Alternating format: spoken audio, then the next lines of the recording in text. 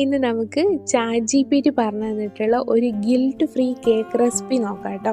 അതിനായിട്ട് 120 ml oats powder, 1 teaspoon baking powder, 2 medium size എഗ്ഗും 1/2 teaspoon vanilla എസൻസും ചേർത്ത് നല്ല മിക്സ് ചെയ്യാം.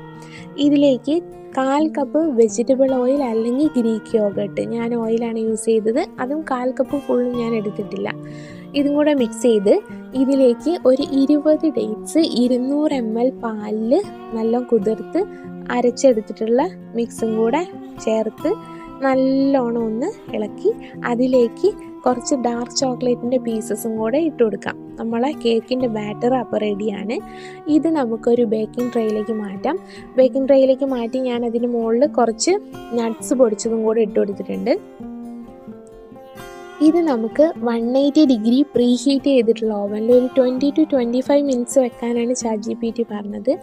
പക്ഷേ എനിക്കതൊരു 15 മിനിറ്റ് ആയപ്പോൾ തന്നെ കേക്ക് റെഡി ആയിട്ടുണ്ട് കേട്ടോ.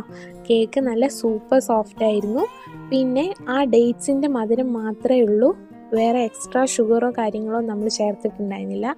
അതുകൊണ്ട് തന്നെ ഓവറായിട്ടുള്ള സ്വീറ്റ്നെസ് ഈ കേക്കിന് ഉണ്ടാവില്ല. ഡെയിലി കഴിക്കാൻ പറ്റുന്ന ടൈപ്പ്, നമ്മൾ ഓവർനൈറ്റ് ഓട്സിൻ്റെയൊക്കെ ഒരു കേക്ക് വേർഷൻ എന്ന് വേണമെങ്കിൽ പറയാം. അപ്പോൾ അത്രയേ ഉള്ളൂ. ബൈ.